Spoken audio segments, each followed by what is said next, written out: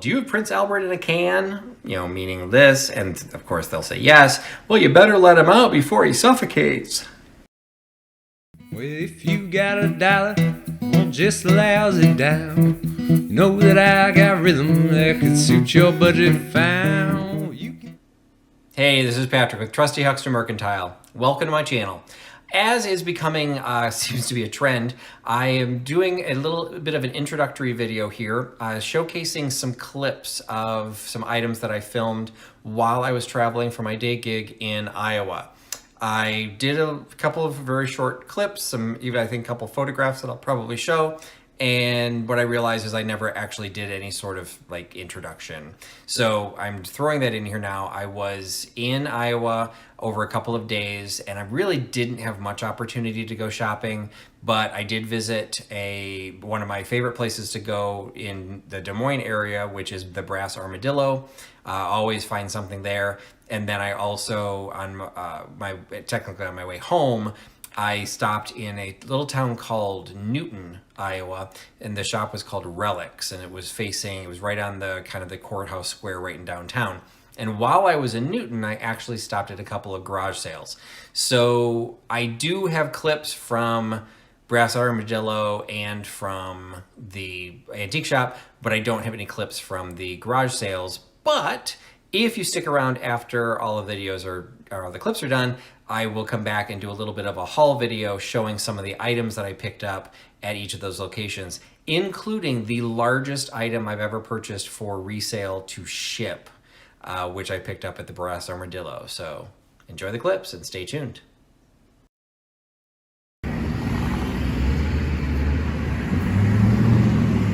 So completely coincidentally, I found the Backroads Junket Trail starting today. And right now I'm in Newton, Iowa, right on the courthouse square, a little downtown area of Newton. And we are at Relics, Antiques, Collectibles, and Stuff. Got a little storefront here right in front of the courthouse square. And we'll have to see what we can find inside.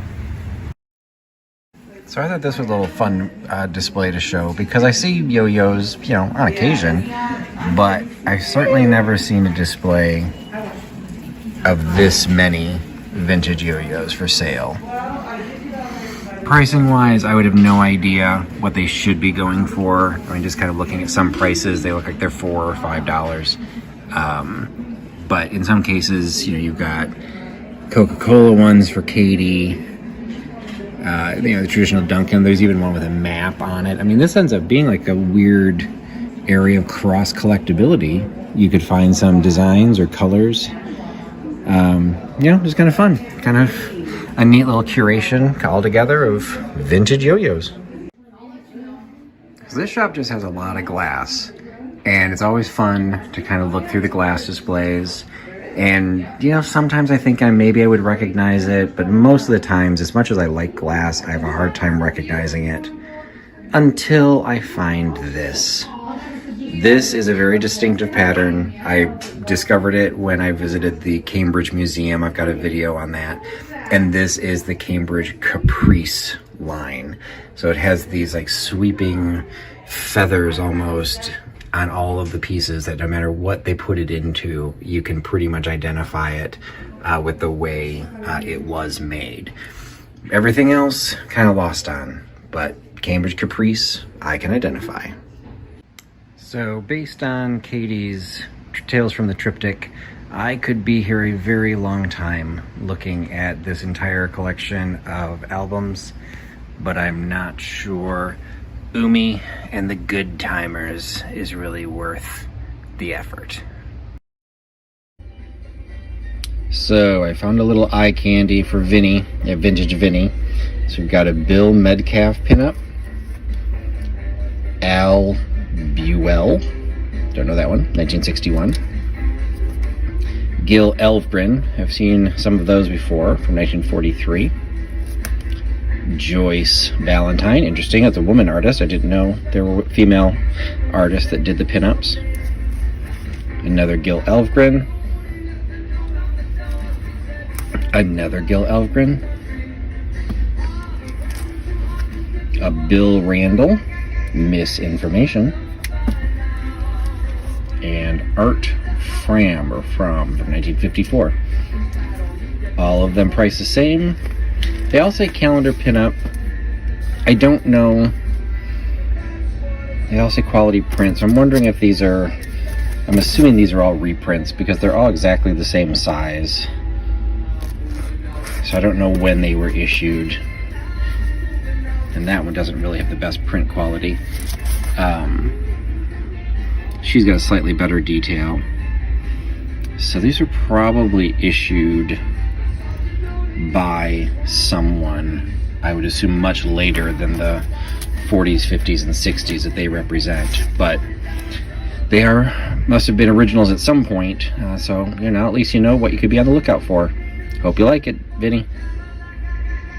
One of the things I'm always on the lookout for after I do a duo dive or a deep dive or the triptychs that we've been doing on the channels. If you're not familiar with those, you can check out my channel. The triptychs involve myself, Katie from Vintage and Vinyl, and Nate from Soul Nate, and we take turns each rotating the hosting of that. And then Katie and I from Vintage and Vinyl, we also do duo dives, which are also rotating between the two of our channels. And every once in a while, when I'm out and about, I try and apply some of the information that I learn in the duo dives or the triptychs, because that is the concept behind those shows. It's educational. We hope everyone has some fun too, but it's the whole idea of what to be on the lookout for, how to, once you find something, how to know what you found. And one of the things that we did in the triptych recently was we did Petroliana in the triptychs, and then in the duo dives we did tobacco tins. And it just so happens I have examples of both. So I'm going to start out with the tobacco tin because I actually found kind of a neat set. If you watched that duo dive, Katie talked about her collection of tobacco tins, and one of the ones that she mentioned was the Prince Albert can, which, there's the running joke from Happy Days. You call, do you have Prince Albert in a can? Meaning this. And of course they'll say yes. Well, you better let him out before he suffocates. So that's the stupid joke. This is actually fairly common. And one of the tips that she shared in her video is that this does not necessarily bring huge dollars, but if it says Now King on it, it does. Mine does not say Now King, but it's actually in really, really good condition. But the reason I picked it up, one, is because I don't typically get them or find them, but two, it was actually kind of like in a little set, and it included cigarette papers. So this one is registered Black Sea finest cigarette papers, and it has a Greek lettering on the front. So the fact that it says registered Black Sea, I'm assuming these were sold in the United States, and it does look like there's a tax stamp on there. So I'm assuming these are American, but it had that very international feel by having the Greek on there. And then the other one was, she had mentioned during her video that this little dude, the Sir Walter Raleigh, I think, or Sir Walter Scott, I can't remember now who this was, is very, very common, and I've never seen him. And now I've since found the tin, and now I'm finding his little cigarette papers.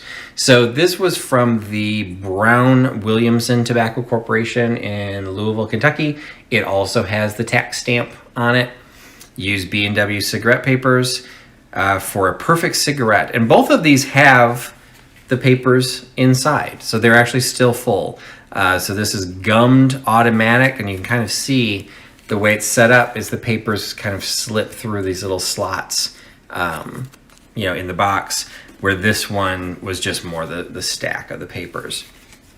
So I just thought the fact that the three of these together kind of made for a cool lot that if you were making a display, you could put, you could pop the top on this, put some ephemera in there, or just do an entire Tobacciana display. There's some great graphics on these. And even though this may not be rare, maybe more common, it's still got some great graphics. It's some fantastic condition, and it's just a neat little shape. So picked these up. Definitely will be offering these for resale on my live sales. As I mentioned, one of the things I found is going to be the largest item that I've had to ship. And it's all because of my triptych. Well, it technically wasn't my triptych. It's all because of the triptych. Because it was a triptych that Katie ran on Petroliana. And, you know, a lot of what she discovered or discussed was what types of items are out there, and then to kind of identify when something is more valuable than others, sometimes based on age, you know, etc. One of the things she talked about was the Marathon company, which I'm familiar with, most of us are familiar with. Their logo is a very generic, boring M. But once upon a time, their logo was a marathon runner. Like that. So what I found is a 5-gallon marathon can. It has the seam work that she talked about in the triptych. It's got some great age to it. You know, quite a bit of oxidation, you know, definitely some rust going around it, but the images of the logo are very, very good. So there's definitely some pitting, but the actual artwork is still very, very clean. So you've got the Marathon logo, the Marathon man, some decent oxidation, but the top is still, the caps are still in place. The handle is still there. It's a very large piece, and it's heading to Katie. So this was something I was not willing to pick up on spec. I called her up. And I said, you know, first of all, was I paying attention during the triptych? Of course I was. But I said, I want to make sure that when you said this, that this is what I heard. And she said, yep, that's the rare one. We both went online trying to find, you know, examples of this one. There really aren't that many. The sold comps mostly that have this art are the 1 quart or the 2-gallon size, not the 5-gallon size. So I'll just say, is a summary, I paid less for this as a 5-gallon than the last 1-gallon sold, or 1 gallon, or it was 1 quart, than the last 1 quart one sold for. So, you know, her initial concern was, where am I gonna put it? But you find the right piece, you'll always find its home. So, picked this up. It is going into a very, very large box. And the box is actually a little bit even larger because I found its friend. As I was on a, what was I on? I wasn't on FaceTime. I think I was calling her through Instagram. I was actually trying to show her the cans that were in this area, and I happened to scroll up, and at the top of the shelf was this one, which, to be perfectly honest, didn't catch my eye as anything particularly important, but it did Katie. Because this is a Ward's, Pennsylvania motor oil. Ward's was based in Chicago, so the fact it's Pennsylvania made it stick out a little bit. And we did a little bit of digging, and it has a copyright on it that was 1932 or 1937. 1932. This is an old can. And she couldn't find any examples of this one. So this was an even better price. So I still have to figure out the shipping. If I put both of them in one box, it's a pretty big box.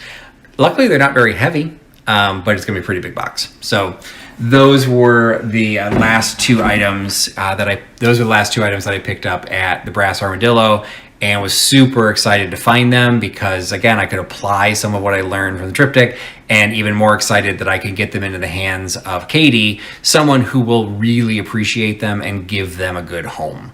So, yay Katie, yay triptych. Those are my Petroliana cans. One of the other items I picked up, and I haven't picked up a piece of this for a while just because I don't come across it that often, but anytime I do pick it up. It's a little trinket box with a little winter seam. Let's see, is it technically Christmas? No, there's no Christmas trees or anything, so I think it's really just a winter seam, but you know, all the trees have lost their leaves. So it's a little trinket dish, a little covered dish, and it is Villeroy and Boch.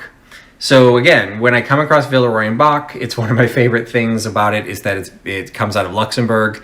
name a single other thing that comes out of Luxembourg. So I think it's fantastic that this porcelain company that's been around for hundreds of years, since 1748, that this tiny little country of Luxembourg produces some of the highest quality hard-paste porcelain in the world. And it is the Naif Christmas set. Now, I've had some of this Naif Christmas before, and I actually have never quite figured out what the Naif stands for, N-A-I-F, or if it means something. So that part I don't know. But it is simply a little porcelain trinket dish, very attractive. It's very high quality, but they don't necessarily go for huge amounts of money.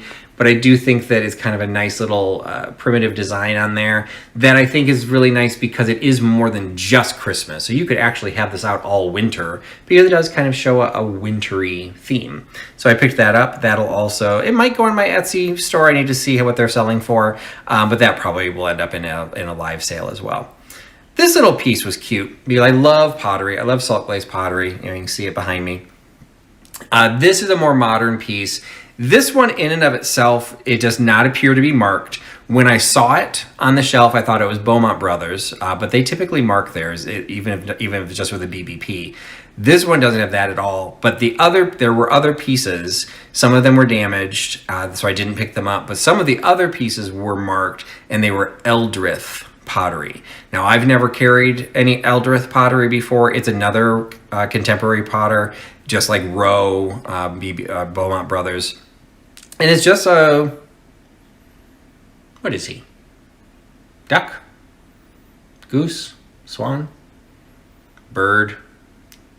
Whatever he is. Just a small salt glaze, very nice condition, very primitive style bird. This will probably, it wouldn't bring up, I don't think it's going to bring a lot of money. I have to try and research him. I'm hoping he's Eldrith. Well, I'm hoping he's either Eldrith or Beaumont, that he's a brand name that I can find him. If it's just a standard salt glaze, from a home potter or something, it's not going to bring big bucks regardless. But I think he's cute, and I think we'll find somebody that'll be able to give him a home. And I love coming across salt glaze, whether I keep it for myself or sell it.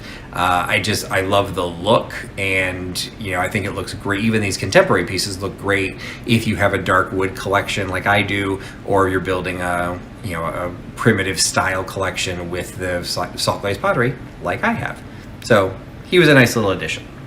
I guess the last item I wanted to show was probably, not going to say it's the most interesting. I kind of like the little bird, but I will say it has already brought about quite a bit of commentary, because I did share this in the video, and once I got home, I also shared it on my Instagram page. I believe this is gorgeous. In my opinion, it is an absolutely fantastic color combination. It is a color combination I have never seen. It is a Hemingway insulator.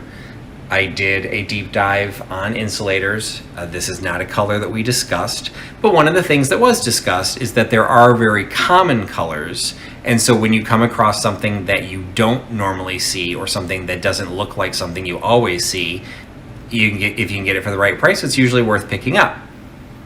I felt this was worth picking up for the price that I saw it at. So, brought it home. I was very excited to share it. Shared it on my Instagram page. And a gentleman, well, I don't actually know if it's a gentleman, an individual, as is wont to do on Instagram, found my post because of my hashtags. And I will just say, maybe needs to take a dance class to learn how to express himself. Because what was said, although factual, was said in such a way it was somewhat rude.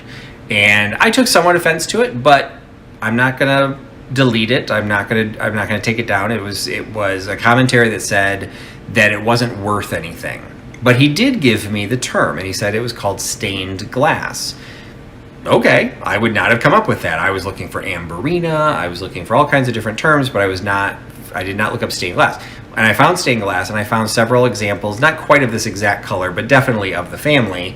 And they were selling with sold comps on eBay, 15, 20 bucks. Some were climbing a little bit higher than that, but in the $15, $20 range. And he said that they were worthless. Okay, well, if something is regularly, and this is, if you're not familiar with looking for sold comps on eBay, it'll only show you the last 90 days. And in the last 90 days, there had been over a dozen comps. So it's not only are there a lot of them out there, they're selling fairly regularly, and they were selling for real money. And as I said in my response to him, with all due respect, although you did not show me much respect, they are selling, so there is some value. I'm not going to retire off of it, but I do feel there's some value. And a couple of other people kind of came to my defense, my support, felt that he was attacking me.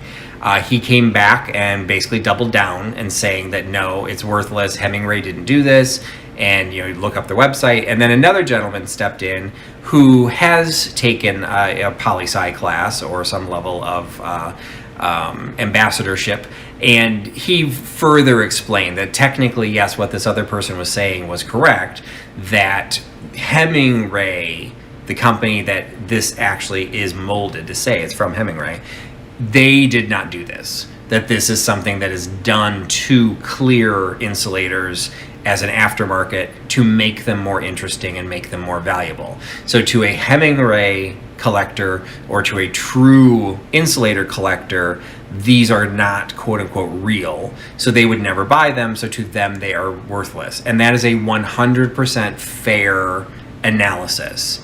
Just like I talked about the Eldoreth and the Beaumont brothers, I would not add it to my personal collection, but that does not mean they don't have value. They maybe become a decorative value, and I think this thing is super decorative. Somebody on my Instagram page called it the elusive candy corn insulator, which I just thought was a perfect description of it. So it's not super valuable, and technically, it's not a reproduction. It's just technically it's a art piece, I guess, is what you would have to eventually call it. Although they did them in different colors. This actually has a crackle design, which makes it pretty cool. They did that as an aftermarket thing too. I'll probably just sell it in a live sale simply because I don't want to get in the middle of a political thing about whether these are legitimate collectibles or whatever. This is a decorative object. If I still had my booth in the the decorator store, I think I could get some pretty big bucks for this because, people don't even know if it's an insulator. It would just look like a very cool piece of art glass. And the color is beautiful, particularly for this time of year. So I thought that was kind of an interesting little find, and I did pick it up. In hindsight, now that I know what it is, I probably paid up for it in big picture, but I think I'll at least be able to get my money back from it, and I think somebody will want to give this a pretty good home. So I was pretty happy to find that. The other items that I picked up were actually, let me do the garage sale items first. So this was also in Newton, so where all the items I just showed that were from the antique store, these were from the two different garage sales nearby. One of them I think is funny on multiple levels. So first of all, I'll show him. It is a little sugar sack doll that on the back it says how to make Abdul the Arabian boy. You can see the instructions there at the top. So what I've gleaned from this, it says right on here, look for other dolls on Sea Island 10-pound bags. The newest are Heru, Franz, Abdul, Pedro, and Fatima. So I have Abdul. So it looks like they had 1, 2, 3, 4 others, but they say the newest, so there might have been some older ones as well. And you can also see it says right on here 10 pounds pure cane sugar.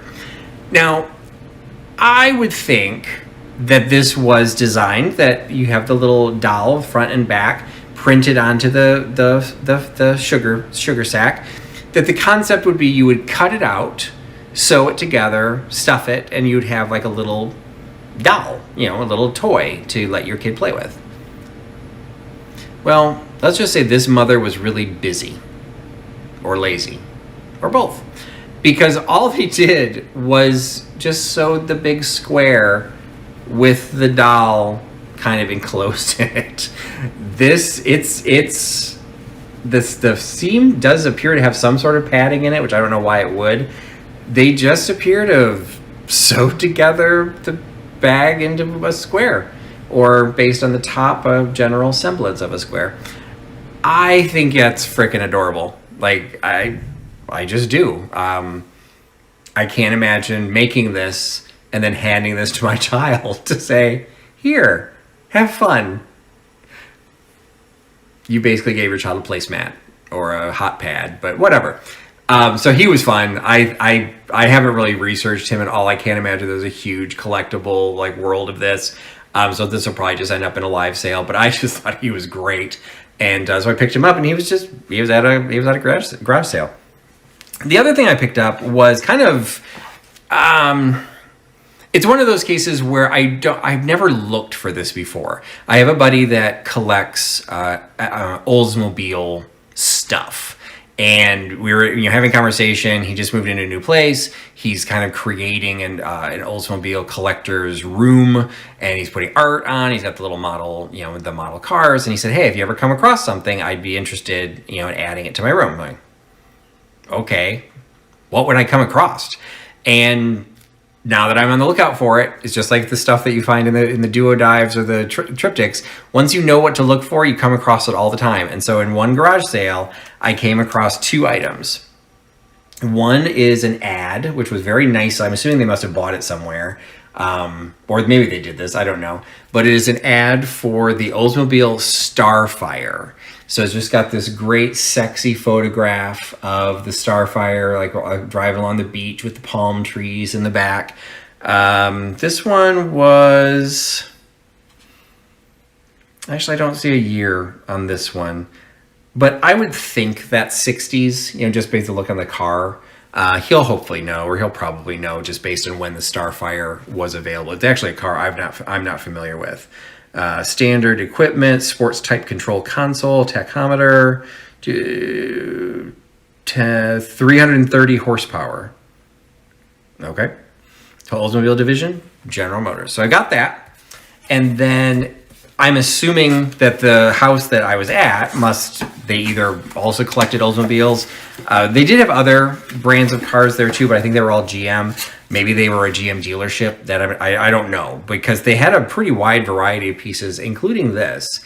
It's the Cutlass Calais Hot News for 88. It's a 1988 coffee mug promoting the Cutlass Calais, which came in a shipping box.